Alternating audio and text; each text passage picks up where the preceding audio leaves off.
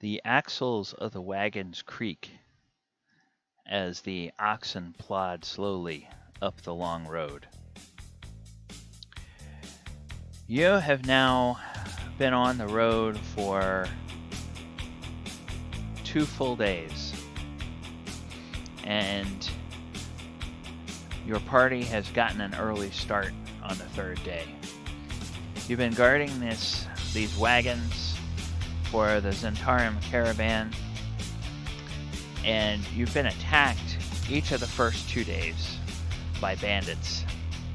So you're expecting another attack. Your eyes are watching the shadows and the pre-dawn light on the side of the road, expecting anything, any kind of movement from places that might be conducive to an ambush.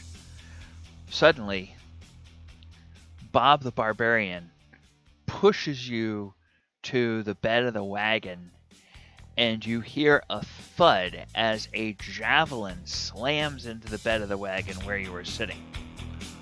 Looking up, you see a giant vulture with a person sitting in a saddle astride it, looking down at you and muttering in disgust that his weapon missed as he reaches behind his back to pull another javelin. You see 3 more giant vultures, also with mounted riders, with javelins poised to hurl in your direction. What are you going to do? All right, everybody, that is the beginning of the adventure for the long road. My name is DM Galabond. This is Lore Friday for September 4, 2020. Let's go ahead and get on with the show. All right, the long road is another adventure out of the Princes of the Apocalypse campaign, and this basically is something that would happen if any of the party members have joined the Zentarum faction in the Sword Coast. There's a part of the adventure where they might be shopkeepers, or they might be protecting the interest of an innkeeper at Barge Right Inn, and that they need to travel from Yartar and head over to let's see, they're going from Yartar over to Wamford, and then down to Red Larch. And so the party gets hired for 20 gold apiece to be guards on these wagons. And the wagons are attacked twice by bandits on the road, and it's a sizable number of bandits, but it's not anything that a 5th level party can't handle. And then it actually seems a little bit, I mean, it's kind of a cool visual, but it's a little bit of a weak attack by the Howling Hatred, which is the air cult. They send 4 of their mounted riders who hurl javelins, and they each hurl 2 javelins. So it's 8 attacks in total. And they aim to try to kill one of the party members, and then they just fly away. So it's not a sustained attack, and it's not something where you're going to have a long time to fight, because, at the most, it's probably like 2 rounds as they make their 2 attacks, and then they go away. So, 5th level, you guys have 3rd level spells now, so maybe, if there's a wizard in the party, maybe they can do something like a lightning bolt, which might take out one of the vultures or one of the cultists, or a fireball might do the trick to get a vulture and a cultist, depending on how that goes. So they it's kind of a strange thing, and I think if I were going to run this and I were going to do it at 5th level where it's designed to be done, I think I would maybe make it a little bit more of a challenge. I might have those air cultists, or the riders that throw the javelins, be supported by perhaps some other riders that are spellcasters, and I might have that be more of a sustained attack.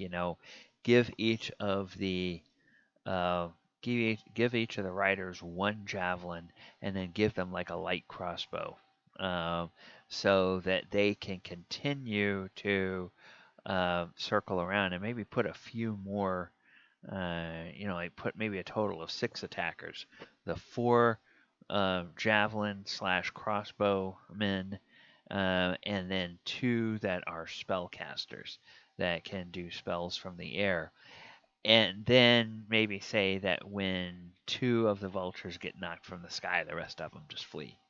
But and then if the party has a few more attacks coming in, then those attacks can be sustained.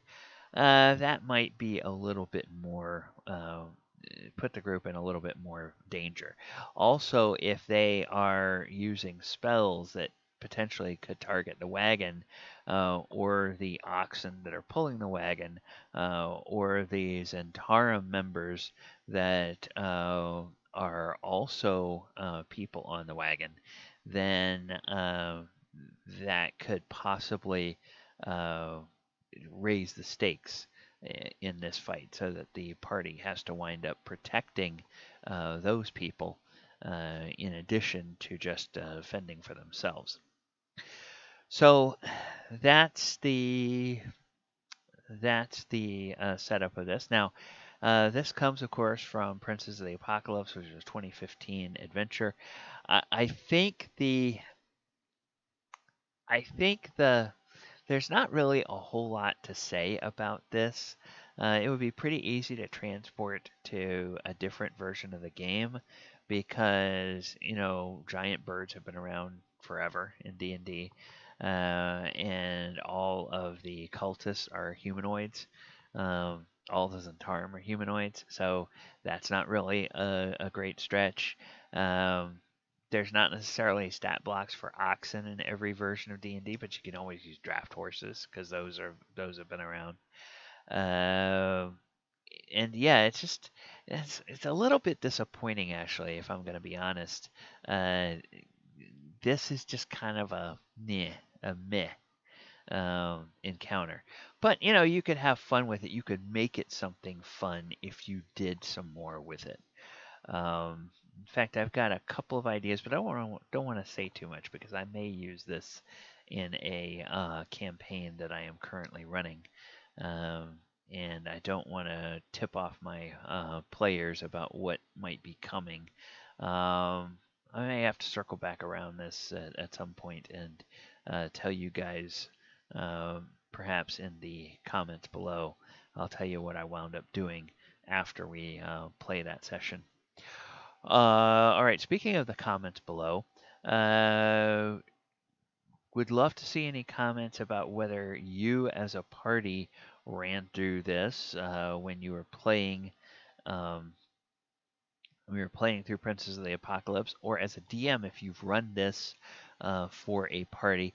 Did you run it at 5th level where it says it's like designed to be run, or did you run it at a different level? It actually seems like it ought to be a little bit lower down than 5th level, if you're just going to have 4 attackers and all they're going to do is throw a couple of javelins. That's maybe that's a 3rd level. third level encounter or something, or a second level encounter even. Because unless they are focus firing all 8 javelins at one character, then you're unlikely to kill anybody, because you're not going to probably hit with all of those attacks. All right, so that is going to do it for today. If you like everything that we do on this channel, and tell me what you think about in the comments below. Tell me what you think about the cold open. I've been experimenting with those in the daily D&D quick hit videos. Just trying to change things up, see if that makes them more interesting for viewers and whatnot. It makes it more interesting for me to do something a little bit different than what I've been doing for the last few months. So let me know what you think. And if you like what we're doing here, please go ahead and subscribe, like the video, share the video, click on that post notification bell so that you get notified every time a new video drops on the channel. And with that, I would like to wish you all a good evening. Take care, everybody.